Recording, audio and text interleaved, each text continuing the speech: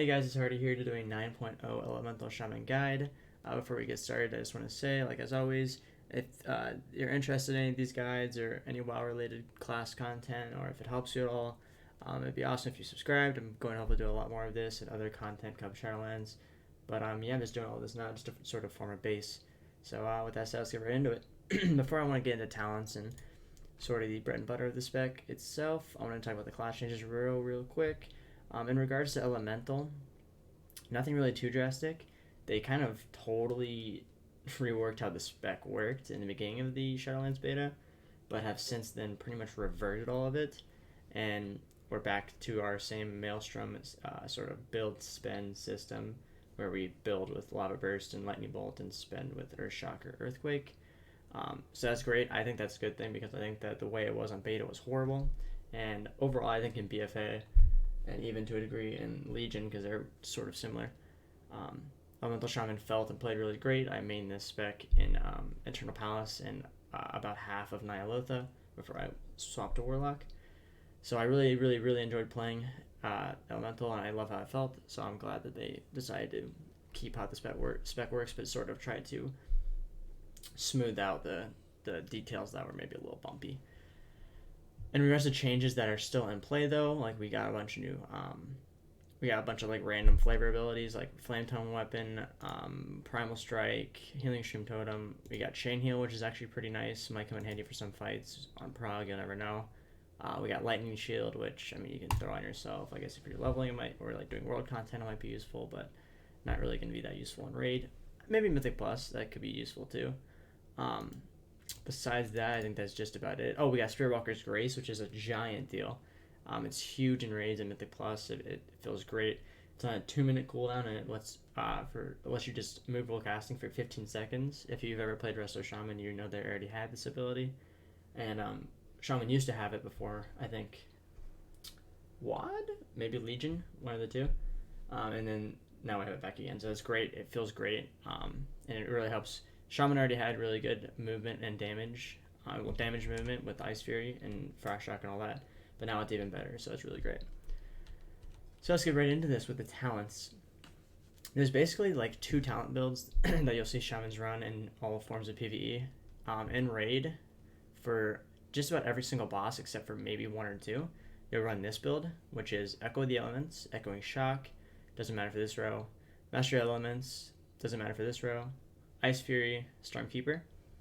Echo of the Elements is you get an increased Lava Burst charge, and then also if your passive resets it, then it gives you 1 instead of just resetting the cooldown. That's great because we're back to like a Lava Burst surrounding build. We want triple. I'll talk about the traits in a second, but pretty much the heavy bulk of our damage is Lava Burst. So obviously we're gonna take this talent. Echoing Shock is a new talent which allows us, it pretty much does like a little bit of base damage and then causes our next ability to pretty much duplicate. So I'll show how that works later on when we do the rotation part of it, but I guess I can real quick just do a like sort of demonstration. So if I Echoing Shock, Lightning Bolt, that was my Lightning Bolt, and then see how it casts it again. I didn't press anything. That's pretty much what that ability does. So it's really good, and I'll talk about in a second how we'll fit that into our rotation, especially our opener, and how that's going to be a big deal for our damage. This row doesn't matter. Take whatever you want. I take Spirit Wolf because it's just the passive shit. It's really easy to not to worry about. But Earth Shield, if it's really healing intensive fight on Prog, can come in handy a lot. And I remember like on Il'gynoth Prog, Orgazoa Prog back in Eternal Palace, I took this because the phase 1 healing was so massive. So stuff like that, you'll end up taking it, and then stack charge, you might take it Mythic Plus or something. This row, Mastery of Elements, again, back to the idea of Echo the Elements. Just real quick, pretty much, if you played Elemental Shaman during this expansion, especially sort of towards before Nyalotha, like EP and BOD, you're going to recognize this build. It's pretty much the same build, minus Echoing Shock. This would have been Totem Mastery, but they took that away. This is pretty much the same build, so if you already know how all this works, just skip ahead to the next part of the video. I put timestamps in the description, but I'm just trying to go through just in case people are just not coming back to the game or just not starting to play Shaman. But yeah, this is a very similar build to how we were playing before Nyalotha, and even a little bit during Nyalotha. Yeah, Master Elements, icefury, and stormkeeper. Master Elements, it has the really good lava burst synergy. You bring much lava burst, and then you can use that 20% buff on an earth shock, or an earthquake in AoE, or you can use it on like a stormkeeper lightning bolt. Just really good synergy. Icefury is still the best single target talent. Does great. It's just good pretty much if you don't have lava burst charges and you don't have enough maelstrom to cast an earth shock. Casting icefury and then spamming frost shock is better than just spamming lightning bolt, so it's a good filler ability. And again, like I was saying earlier, if it's like a high moving intensity fight, it's a really great ability because you can use it if you know that you're gonna have to move in a second, and then you can use all those frost shocks on the move and not lose any damage at all. It's really great. And then finally, we're taking Stormkeeper. Nothing new here. They didn't change it at all. Still, your next 2 lightning bolts do more damage, and they also overload. They're guaranteed overloads. Stormkeeper is great for AoE and single target, and also especially with this new ability that we have, Echoing Shock. It's just amazing synergy, and we'll talk about that later on in the video. So that's pretty much the talents for our sort of main single target, and even in some cases Mythic Plus build. You'll take this in just about every case in the raid. If it's like a high AoE fight, or if you just feel like padding, like Hivemind or Vexiona, you can go with this build where it's Echo the Elements, Echoing Shock, then you take Prime Elementalist and Storm Elemental, and then you'll take Blood the Enemy, which I'll talk about essences in a second. But you'll take this build, pretty much the Storm Elemental AoE that it does, the Gust of Wind, whatever it's called. It does a ton of damage, especially when you mix it with Blood the Enemy. So if you feel like padding, like Vexiona, you don't need to do it, but if you just feel like having fun, and it's good for Hivemind if you don't have like a bunch of Destro locks or something blowing up the ad. So this is sort of like that kind of build. And then in regards to Mythic Plus, there's a pretty good amount of versatility with talents in Mythic Plus. Some people run this. This is a good build. Now even sometimes replace Earth and Rage instead of Echo the Elements, and then they'll switch up their Azerite traits and not run any Igneous Potentials. But the standard Mythic Plus build is either this, or if you know that you don't have a tank, like if you're pugging a Mythic Plus and you don't have a tank that is going to pull around you, I don't recommend doing this build because this is like a very burst build, and if he's not pulling big around your needs specifically, then it's not going to be as fun or as good. So I would say if you're pugging, or if you're just doing like chill like keys and you don't feel like, and your tank isn't going to try hard and like pull around you and all that, then I recommend just going this build, or you can go this build. So Icefury, Prime Elementalist. These are both viable options in Mythic Plus. But yeah, a lot of versatility in Mythic Plus. Basically, is I would play those 3 different builds, see what you like, see how your group plays, and you can play around it, and then you can go from there and make your decision. So that's talents. Real quick, I just want to touch on Azerite Traits right now with our single target build, so i.e. this build. We're running triple Igneous Potential and then triple Natural Harmony. Igneous Potential is basically just Lava Burst damage and an increased Lava Burst Surge proc, which is, Lava Surge is literally just when you get a proc of Lava Burst, like an instant cast of Lava Burst. So it increases that by 18%, which is really nice, plus more Lava Burst damage, nothing wrong with that. And then triple Natural Harmony, which is basically whenever you deal any kind of damage, you get a certain stat. So fire gives you crit, frost gives you mastery, and nature gives you haste. It's like I was saying, like Igneous Potential and Natural Harmony, like these have been what we've been using since BOD. Like this has been an entire expansion thing. So it's not really a new thing to like shamans that already have been playing the game, but if you are back to the game, this will take triple Igneous Potential. As you can see, I don't have it because I kind of dropped this character, but you want triple Igneous Potential, triple Natural Harmony, and you'll be set. In regards to essences, single target, we're pretty much always running this build. Condensed Life Force, Crucible Miner, Breath of the Dying, and Conflict and Strife. This is our single target build. You run this for, I mean, you could theoretically run this for every single fight of the raid and you'll be fine. Like you won't have a problem. But for the AoE fights that I was talking about, like Hivemind or Vexiona, you can just swap out Blood the Enemy and Condensed Life Force, and bam, you're set. It's that easy. This is going to be also your Mythic Plus essences that you will take. Nothing really changes there that much. It's pretty black and white in that sense. It's not that hard to understand. But yeah, the one thing I guess that you would change if you're doing Mythic Plus, if you're running this build where it's Primal Elemental, Storm Elemental, you really want to take Vision Miner because it's going to line up that Storm Elemental a lot better with your Blood the Enemy. Because right now, I mean, they're not going to line up no matter what, but you can at least make it so instead of it being a 2.5 minute cooldown, I think I'll make it like a 2 minute 10-second cooldown in that range. Where's Vision? Oh, it makes it 1.9. So yeah, so instead of a 2.5 and 1.5, it's going to be a 1.9 and 1.5. And you really want your Blood the Enemy to line up with your Storm Elemental in Mythic Plus. So this will be a Mythic Plus essence setup. And then again, I'll do it just in case you didn't see it the first time. This is going to be your single target setup for essences. Really simple. And then real quick, touching on stats. I'm going to put a thing on the screen just so in case of me just saying it verbally doesn't quite register. That's pretty much what you're going to be going for. It's anywhere from 25 to 30% crit, anywhere from 15 to 20% haste, anywhere from 25 to 30% mastery, and anywhere from 15 to 20% verse. And then obviously you want as much intellect as possible. Pretty much every single caster wants as much intellect as possible in the pre-patch, since we're kind of starving with it after the stat squishes and stat nerfs. So your priority for gemming and enchanting, I didn't know to talk about this in previous videos, but I want to start doing that. You want to use both intellect gems. There's a Leviathan's intellect gem. I don't think I have it in my bags. I probably don't.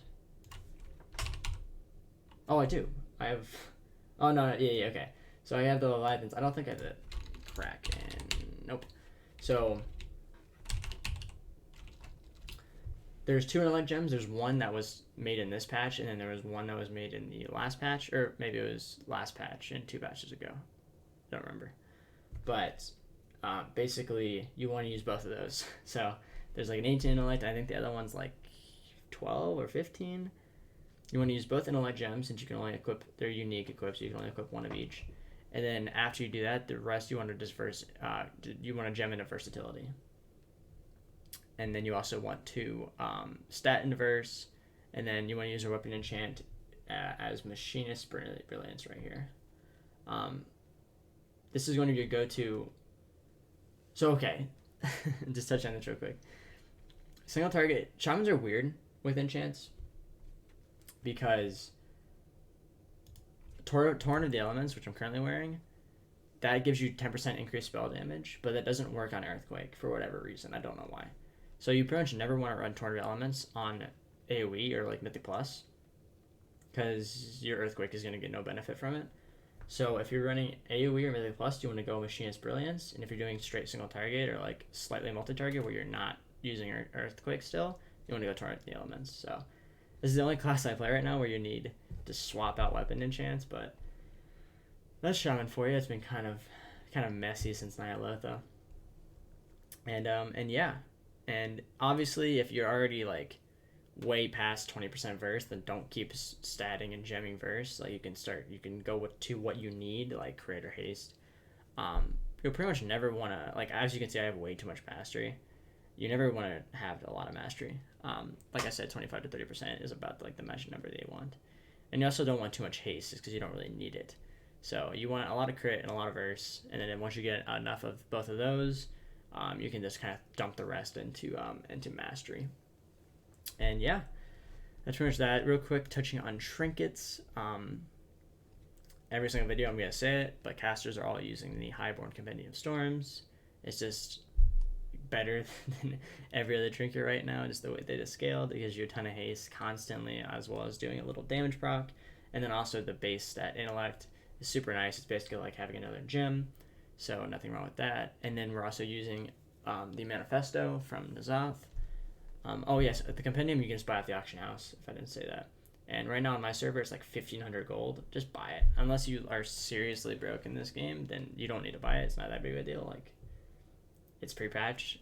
It doesn't really matter, but it will help you for leveling and stuff. So I think it's a worthy investment, especially because it's so cheap. So yeah, we're using Manifesto in this. if you don't have, like, let's say you don't have a manifesto, then a Psyche Shredder is a decent option, viable option. If you don't have either of those, I've seen some people run Vita, even though it's very rare. But I mean, pretty much Manifesto and Compendium Storms. If you don't want to buy it, Manifesto and Psyche Shredder. And if you can't get a Manifesto, then Psyche Shredder and Compendium. But those three trinkets are all great viable options. I think that's pretty much it in regards to touching on your character. I guess I can real quick do a rotation, more so like spell priority and an opener. So I'll do the opener real quick. Pre-potting is not a thing anymore, so I don't really have to worry about that. But I'm also going to start doing pull timers just so it's a little more obvious. So around 4 seconds, you're going to want a Stormkeeper. And you can pre-pot if you want, Lava Burst.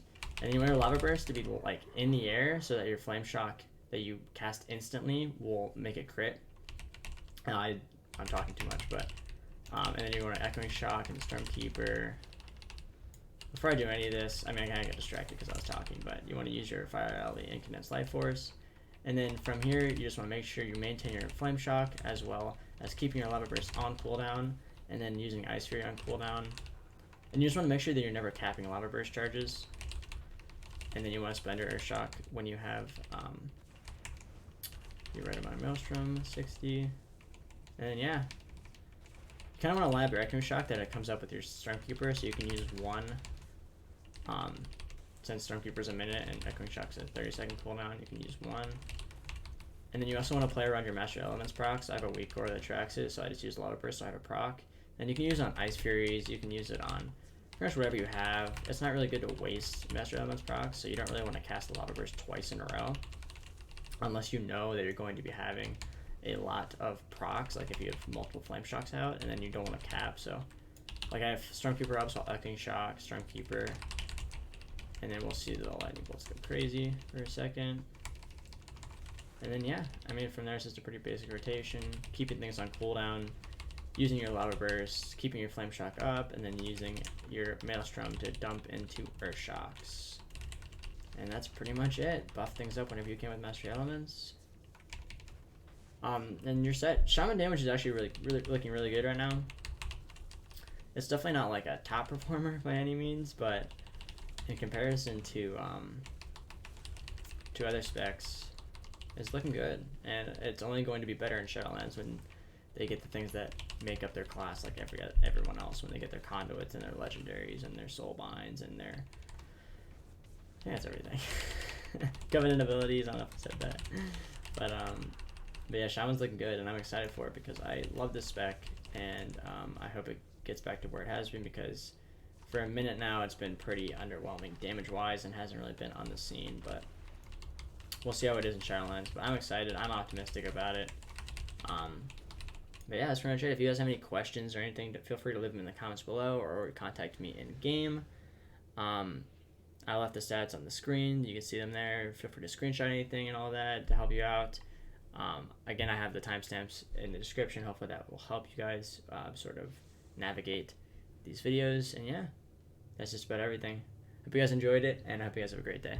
Peace.